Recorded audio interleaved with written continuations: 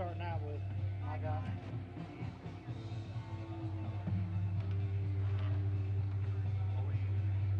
Are we doing one and one after? Yeah.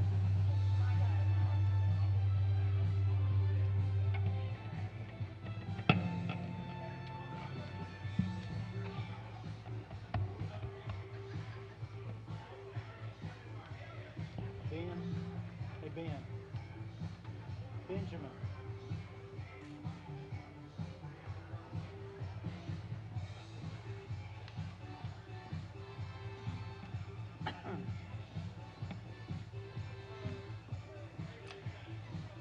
Hey, Ben. B flat. B flat.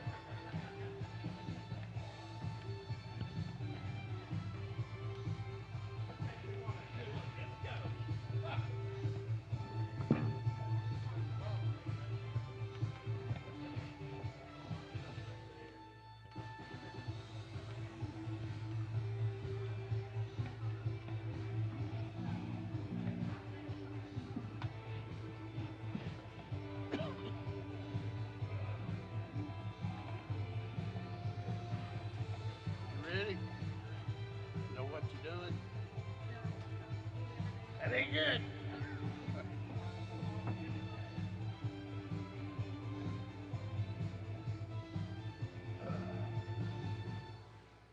Do it.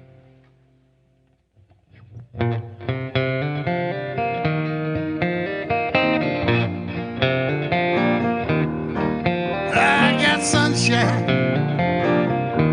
on a cloudy day. And when it's cold outside, I've got the month of May.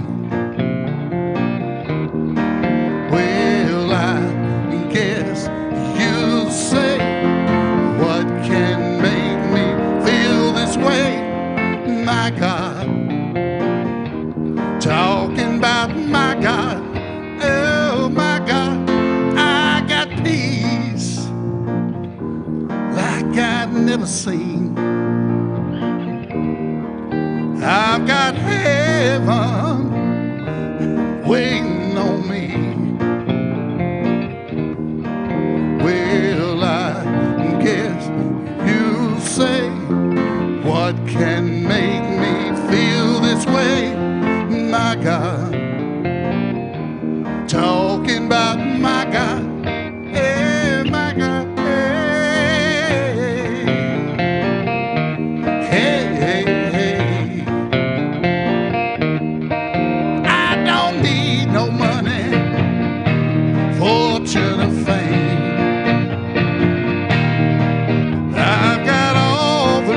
Lord, what man can claim?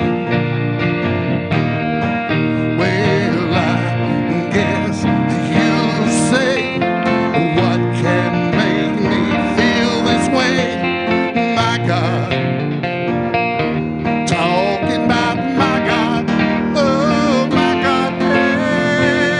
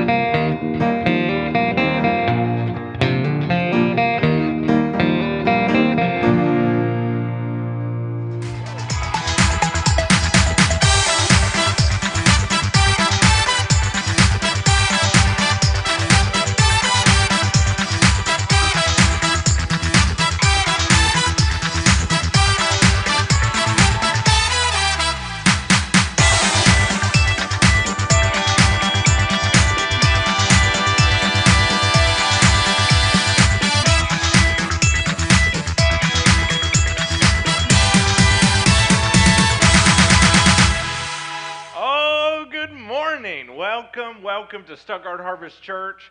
You're stuck with me today. Cole is on vacation. I don't know if I should have said that. He's at home right now. Nobody go to his house. He's at home.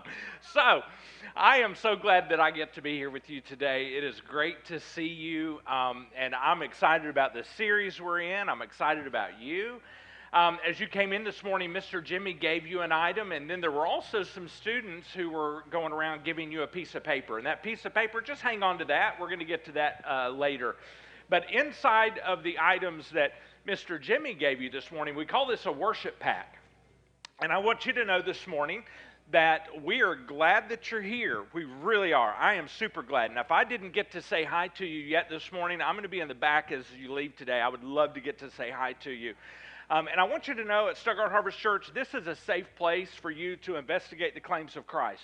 We're not going to put you on the spot today, I promise. We're not going to call anybody out.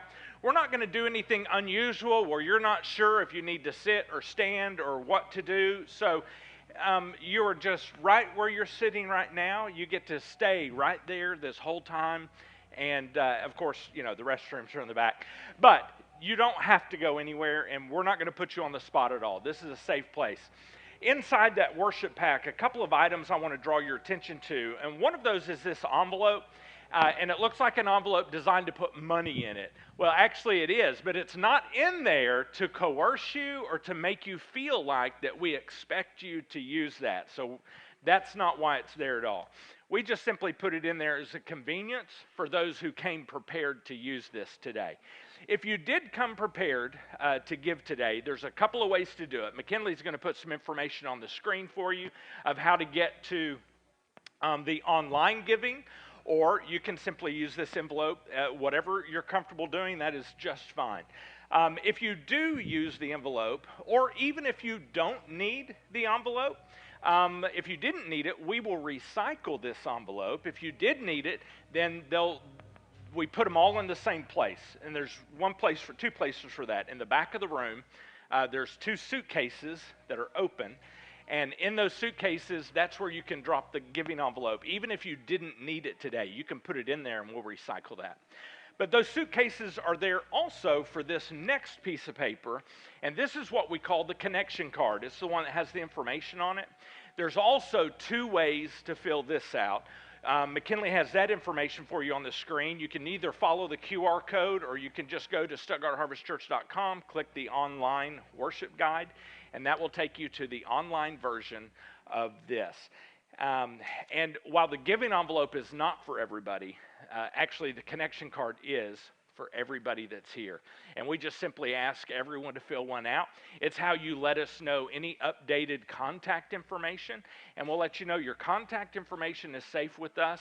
We're not going to show up at your house knocking on your door. I promise you we won't do that. But we do from time to time shoot you a text message or an email, things like that. And on the rare occasion, we'll send you something with a stamp on it, and that would go to your house. But that's what we use the contact information for. You just give us what you're comfortable giving us. If you've already given us your information on the contact, then you don't need to put that. Just put your name on here. But the back side of this is really important because that's where you let us know any prayer requests you have, any comments, any information that you need to let us know. That's where you can place that.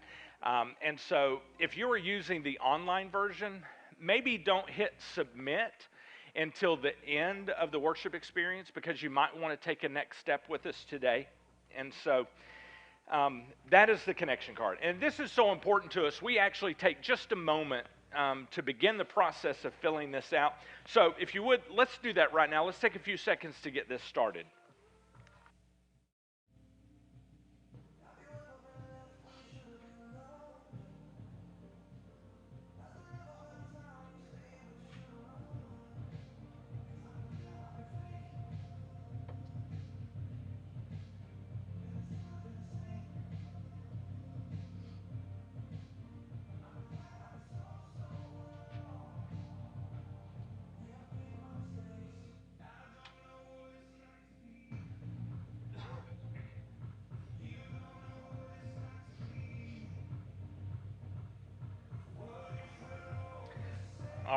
right, as you continue filling that out, you go right ahead, no problem.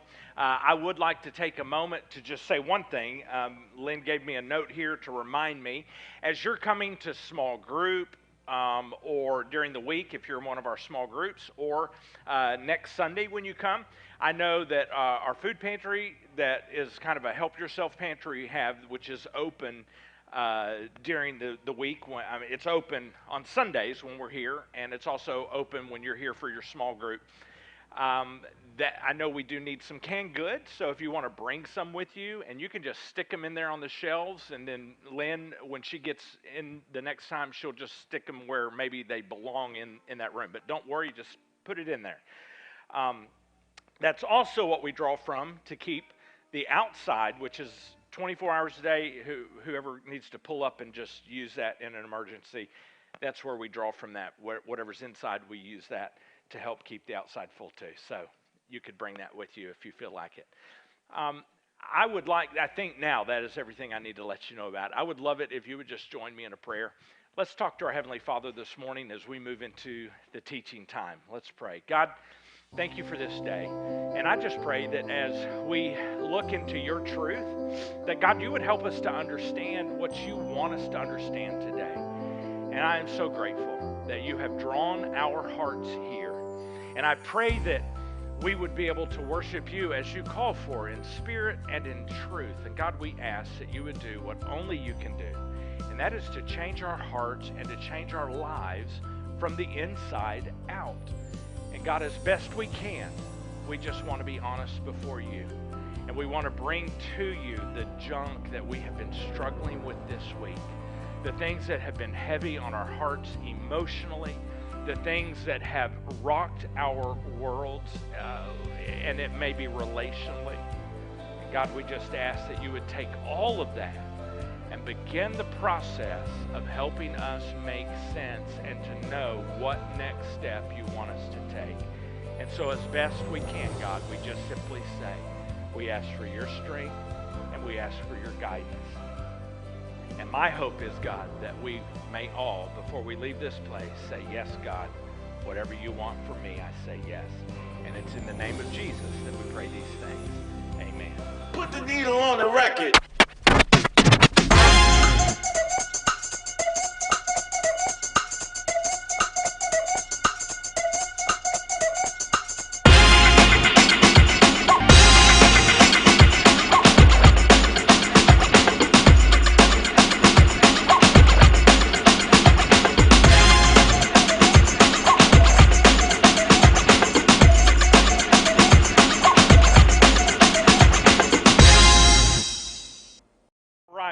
Part number 3 of a 4-week series, which means we only have one more week of this left. But I am so glad that you have been here and with us as we have been going through this series. And perhaps this is your first day to be a part of this series, and that is okay, because what we talk about today, you'll be able to be right there with us.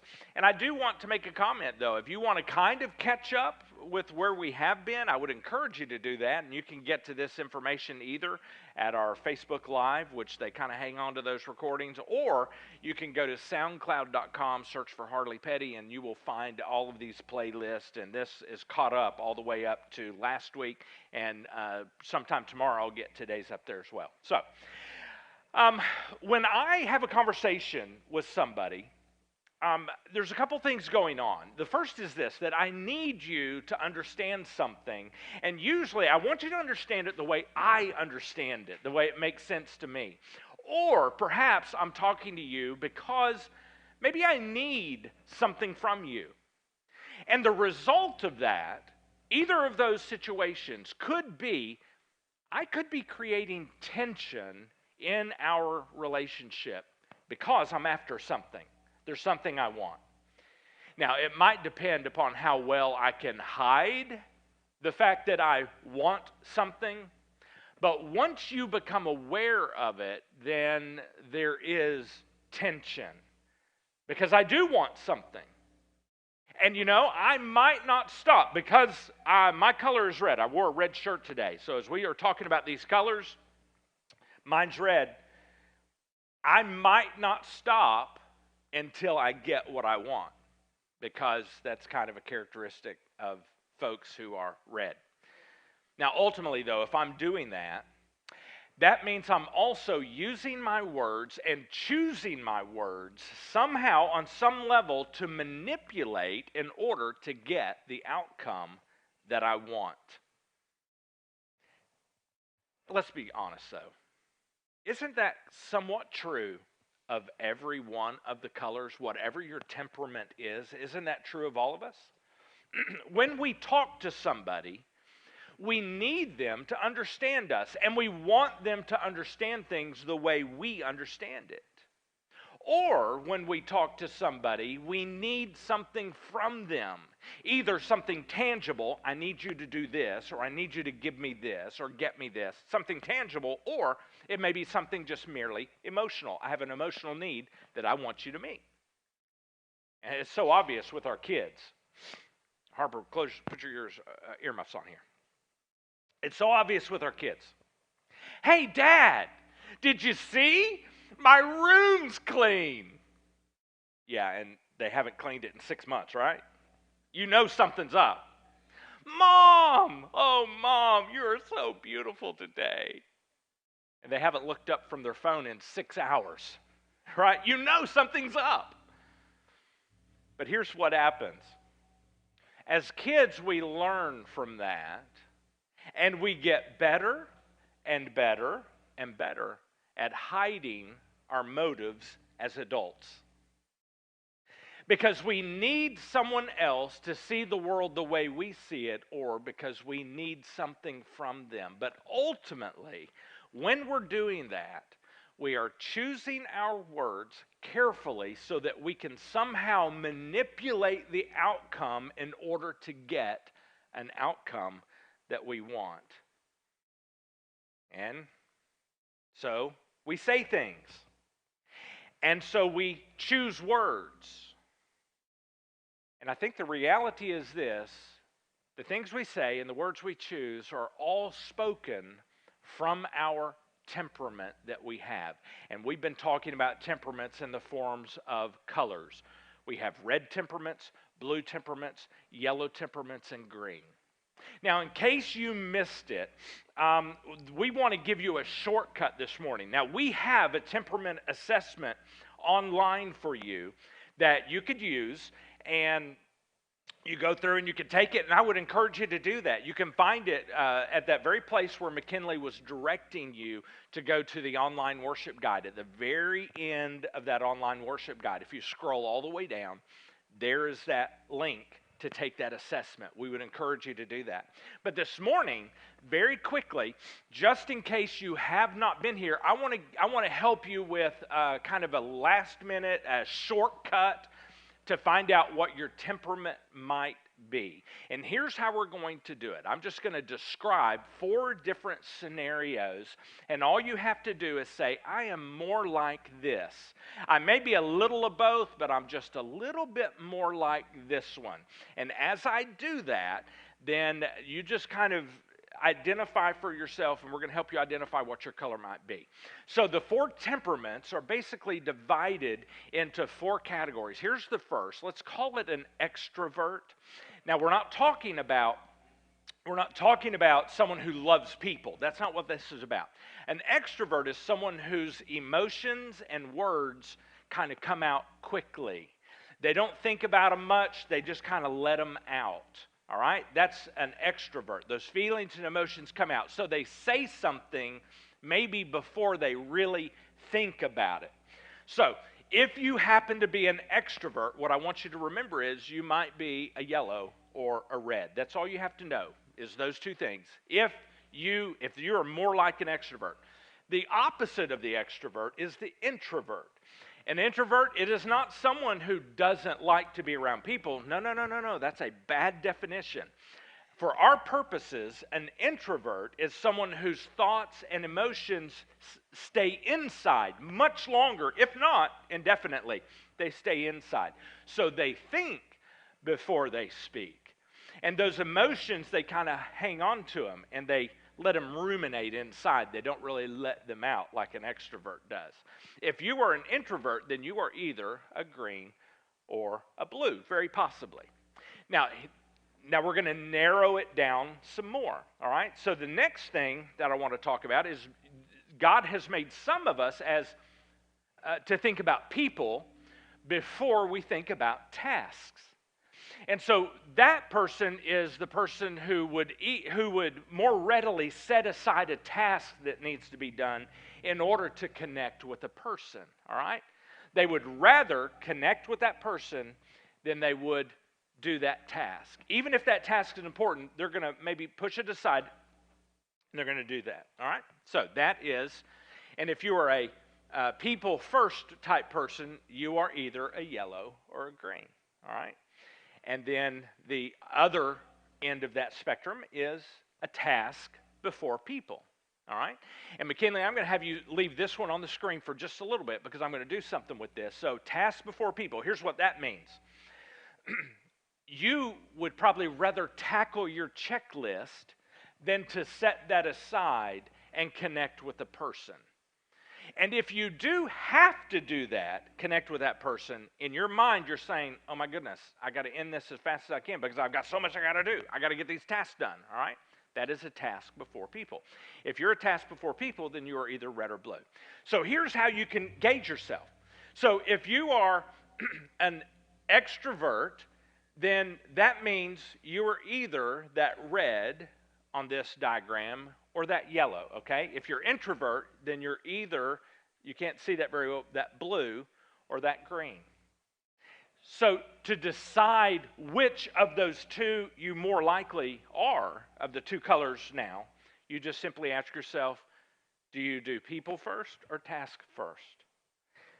So if you're people first, then that means there's your color. You see how that works? So you were narrowed down to two, and then if you're people first, then that means of the two, wherever you were narrowed down to, you're either yellow or green. And if you're task first, then you're either red or blue, all right? That's just an idea of where your temperament might be. That's all that exercise was for. We're not sure of that. I would encourage you to go take the assessment. That might bring some clarity. I'll be honest, though, for me, this little exercise brought a lot more clarity for me than the assessment. But it's almost as if, thank you, McKinley, for leaving that on the screen, so I'm done with that. It's almost as if our temperaments speak different languages, because they somewhat do. They might be using the very same words, but because of the different temperaments, the different colors that we are, we communicate those words differently, and we hear those words differently according to the color that we are. Even if we're saying the same thing to each other, if you're a different temperament, you may hear something completely different. Because we are only speaking the language that we know, that language we were born, that temperament language we were born with. It's the language, that God-given temperament language that God gave us from the very beginning as He created us. We're not even aware that we may be speaking different languages because we're using the same words, but we're hearing very different things. Cole and I laughed about this as we were preparing this teaching. We laughed and laughed about this because earlier that week, Cole sent me an email. And Cole, by the way, is yellow. I am red, which means Cole kind of walks in and the room lights up. And it means I walk in, I start telling people what to do. Okay, that's kind of a big difference between us. And I hide that pretty well until you really get to know me, and then it's like, wow, he's kind of bossy. And so Cole sent me an email about a week and a half ago, or maybe two, and the email said, basically, Harley, I need that Google Doc. You might have shared that with me, I'm not sure. But I need you to share it with me. That's basically what Cole said to me. I'm a red, and I'm a task-oriented guy. Cole is a yellow. He's very people-oriented, and we're both extroverts, but he's people-oriented. I'm task-oriented. All right. So I read that email, same words. I mean, I read the exact words he wrote. Do you know what I heard as I read that? he said, I need that Google Doc. You might have shared it with me. I'm not sure. But would you share that with me? That's what he said. And here's what I heard. And we laughed about this. This is, in fact, when I said, and he finished the sentence for me, I think this is probably what you heard as I read. Very, very task-oriented, Harley. Here's what I heard. Imagine Cole writing. I must have lost that document you shared with me. I need much better systems so I won't keep losing things. That's what I heard. No lie. We laughed and laughed. At least I did. I think he was laughing too. You see, it comes so natural for us to speak and to hear things from our natural God-given temperament. That's why I said this, but you heard that. And I know for me, when I'm aware that someone is not understanding what I'm trying to say, I'll say it again, but I kind of mix it up and I try to say it just a little bit differently. Do you do that too? And then when it's clear then that they still didn't understand what I said because they're equally off target, but now maybe they're off target on this side, then here's what I'm probably going to do. I'm going to say the very same thing, but I'm going to say it louder because I'm a red. Because obviously, if they're not understanding me, they must be hard of hearing, right? Not only are we wired with a specific temperament language, but we are also wired to hear things through that same language. We don't just speak that language, we hear from that temperament language. And sometimes it just doesn't translate. Certainly not the way we hope that it would translate. It's like, even though it's the same language, it's like we're speaking two really different languages. Let me give you a for instance here. So McKinley's going to put a word on the screen for me. This word pie. I don't know exactly because I'm not bilingual. I'm just lingual. And so, but I know what looks like, I've been told what looks like pie in Spanish actually can mean foot. So if I was trying to communicate to someone who that was their language, and they were also just lingual, and they didn't speak my language, and I was trying to talk to them and communicate somehow that my favorite dessert is pie. Do you want to eat some? Do you want to go get some pie with me? It's possible. Could they understand that maybe as me saying, I love to eat feet? You want to join me? I know a great place to get some feet. I don't know, but it's lost in translation. McKinley's going to put another word on the screen for me. I can't pronounce it because I don't know the word. But I know to me, when I look at that word, it looks like embarrassed. That's what it looks like, embarrassed. If I were to say, using that word, that I'm so embarrassed, then it might be heard that I'm so pregnant. Because as far as I am told, that's kind of what that word means. So it's lost in translation. Here's another word. I love this one. What's that next one, McKinley? I'm also not going to pronounce that. But I know when I look at that, you know what I see? It looks like constipation, right? Constipation. I'm told that somehow this kind of means something like a cold. Some kind of like I have a cold, some kind of cold. So if you were speaking this language and you went to an English-speaking doctor and you tried to use this word to describe your condition, and it's an English-only speaking doctor, and he's going to think maybe that you're constipated, and the remedy is going to be very different. You're going to be very surprised at how that congestion gets cleared up. Shocking. Now, all we can say is this, I think. We talk because we need something from someone, or we talk because, and we all in that process talk out of this temperament language that we speak. We need something from someone somehow, and we talk out of this language that God has given us with the temperament, and we hear from that.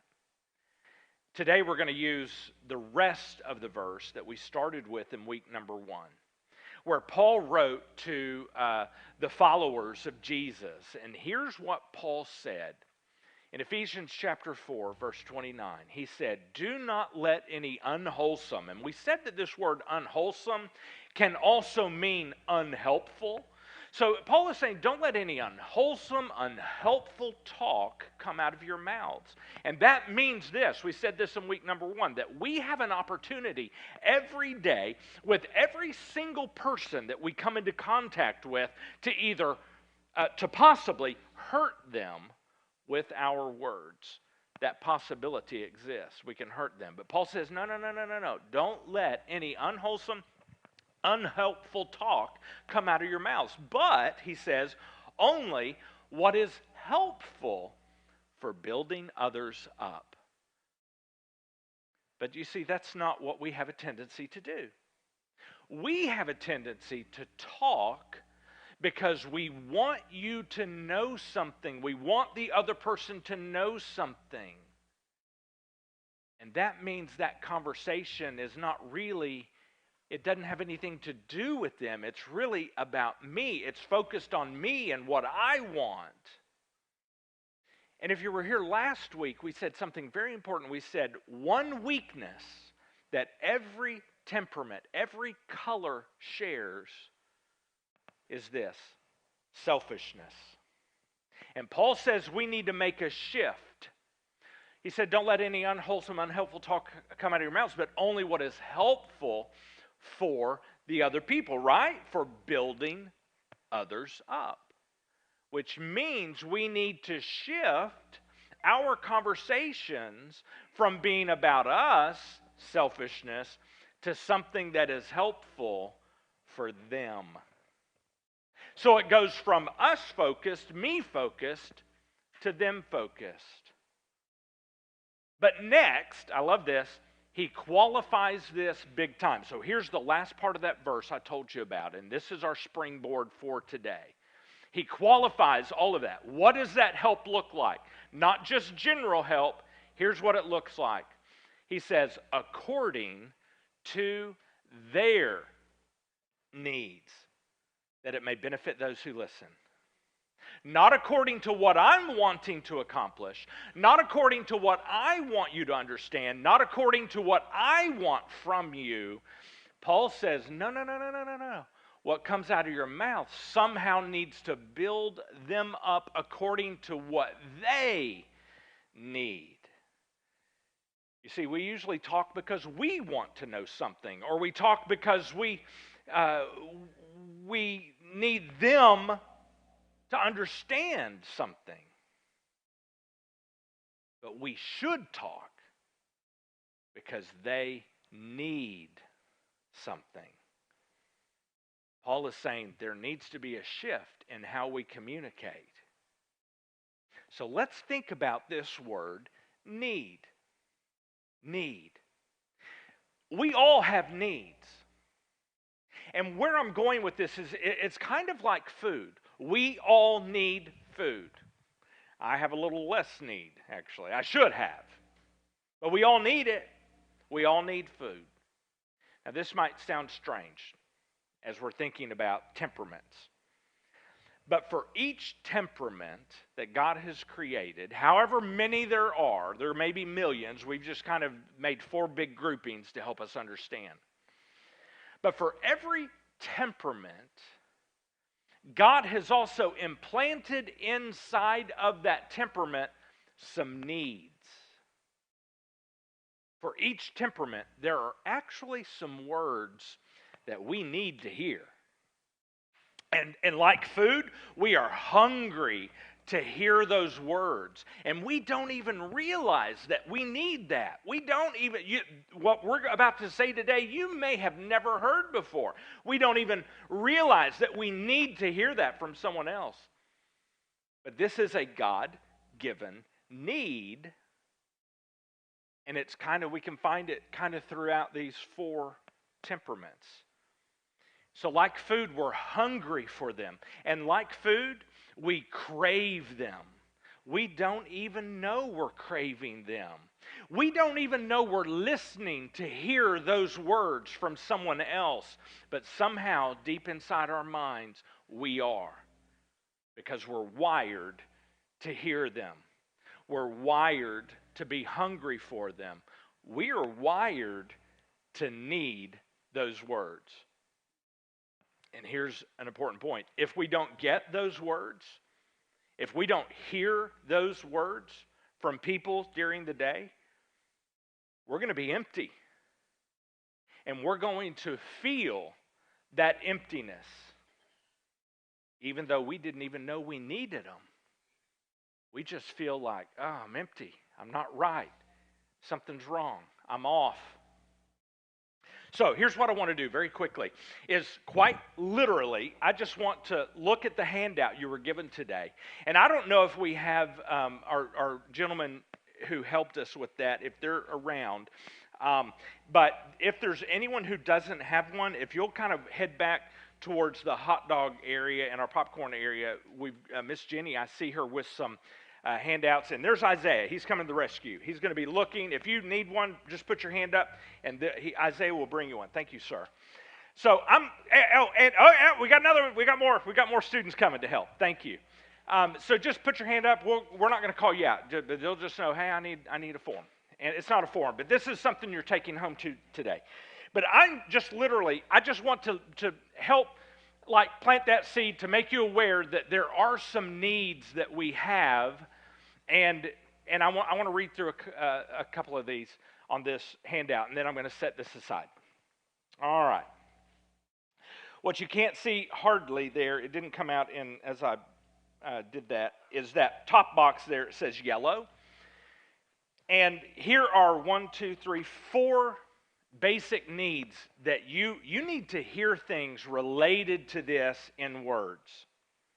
All right? Related in words there. I feel liked for who I am, flaws and all. If you don't feel that has been communicated to you, you're going to crave that. You want to be liked. Flaws and all. You want people to love you, to like you. I'm often included or invited by others. That's part of that. You want to be invited. You want to be a part of something. People give me focused attention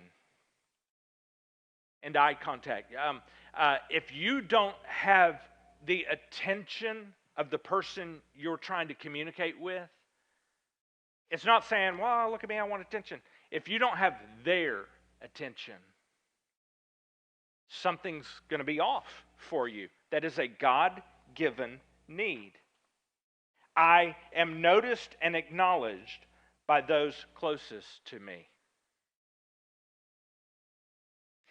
If somehow in words and conversations that's not communicated to you during the day, it doesn't have to be every person, but if that does not happen during the day, something's going to be off. There's a need in you that is not being met. All right? That's yellow. Let's look at our friends who are red. Okay? Those are folks like me. Yellows, maybe a little bit more like Cole. They're the ones who walk in the room. The room kind of lights up. Reds, they walk in and they start putting order in everything. We need to do this, go do that, go do that. Here's my checklist. Good. We can appear to be very bossy. But here's a need that we have. We need loyalty. I just noticed on the yellows that the need didn't print, so I will try to make that available online this week. The need for a red, they need words that communicate loyalty from that person. Loyalty. We're on the same team. We're fighting together. We're on the same side. We're in this together. I'm not going to leave you, not going to abandon you, not going to leave you hanging. We're in this. Not going to talk about you behind your back, not going to run you down. Loyalty. We need a sense of control. We need a sense that here's how that everything is going according to plan and everyone's kind of doing their part. A red needs to hear that. Needs to be confirmed. If something's going on and they don't feel like that the plan is going kaput or there's people not doing their part, there's a need there that's not being met. Here's another one, appreciation. I feel valued for my individuality and my unique contributions at home, at work, and relationships. I feel valued. That's actually a need. I have felt so guilty because that has been a part of my identity. And until we started preparing this series was the first time that I realized that is actually a God-given need. So it can't be wrong. Now I can twist it and I can distort it and manipulate it and make it wrong. But in and of itself, it's not wrong. There's a need for credit for work. That sounds strange. But in other words, whatever you've put your energy into, that someone else isn't going to go say, oh, that was me, I did that. That's what that means. So that's kind of some of the needs that God has placed inside the red. Let's turn the page over, and here's the green. They need harmony. I get time to relax each day. So that kind of describes it. Because things are running smoothly, there's room to relax, right? That's a God-given need of harmony. A need of feeling of worth. That as a green, I might not be the noisiest person in the room, right? As a green, probably not. But I know that people value and celebrate what I contribute as a green. All right? That's a need. A lack of stress. God's kind of wired that into our folks with that temperament. So it may be important for them to not be engaged and be forced into that conflict or being pressured by anyone else. That's a need. The need for respect. Even though they're quiet. I've got many friends who are green, and they're not always talking. They're not always telling you what they think. But when they do, I better listen. Because they're offering something very valuable. And I need to hear it. The green needs that respect. That when they do express that, let's see, lack of stress, respect. Okay, that's green. Now, the blues. Here are some needs for a blue. They need safety. They want to feel secure and that they can trust those people. It may not be physical safety here. Let's think of this as relational safety. They want to be able to trust those people close to them. They need that, a God-given need. They need sensitivity. That people around them will demonstrate thoughtful consideration of their feelings because they hold them in, and any time they kind of leak out, any time they're kind of that there's consideration there. They need that sensitivity. They need support. People advocate for my interest and look out after my needs because the blue temperament is probably not going to do that for themselves. And there's a need there. And they have a need of space and silence. There are times during the day that can be uninterrupted just for them. They need to kind of recharge and regroup, uninterrupted, undisturbed. Those are some God-given needs. Okay, now, I'm done with this piece of paper.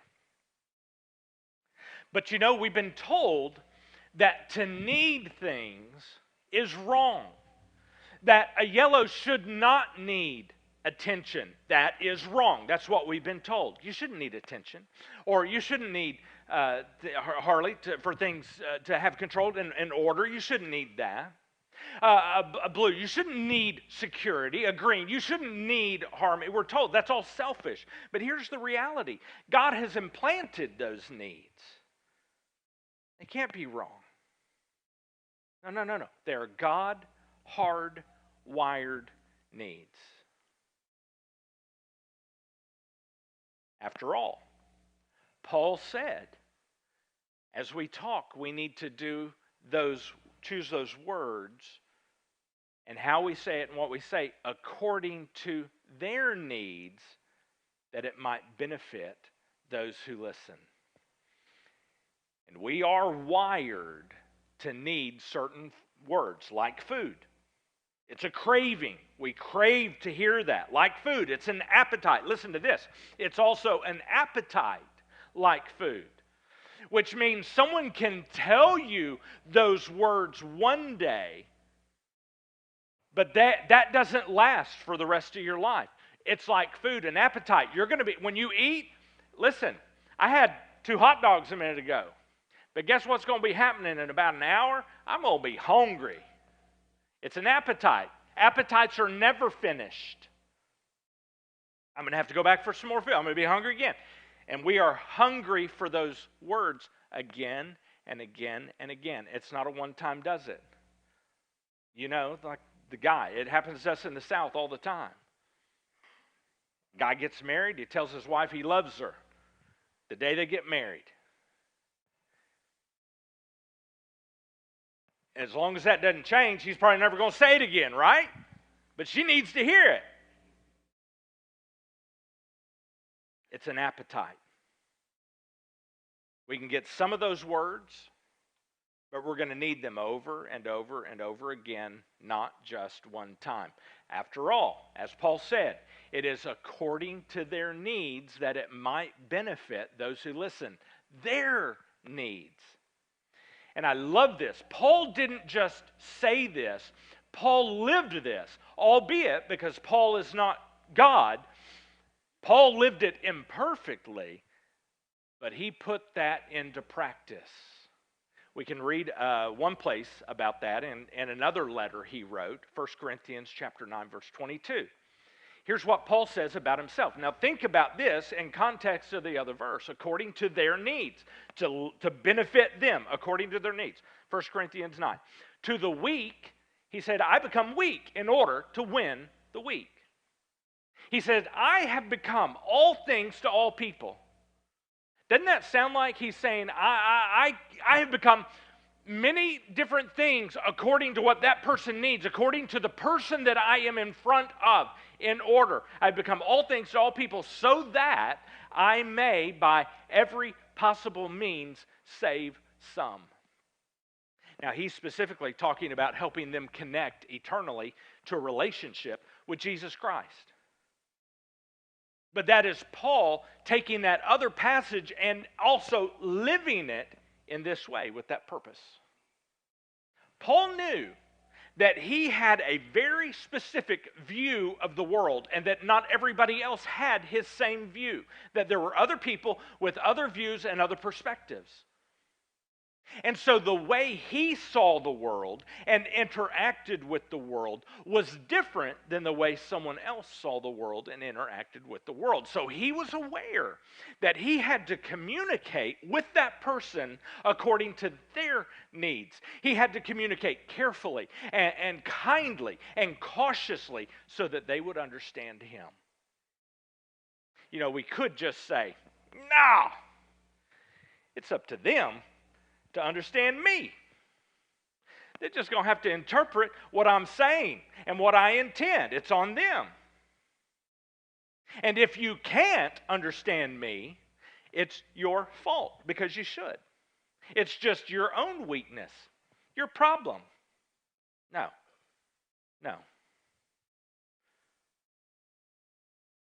You see, I believe that Paul is being led by God's Spirit when he wrote these words in these letters. So when he wrote this next thing, he would disagree with us. If that's our opinion, that they just need to deal with me, put up with me, understand me, it's on them.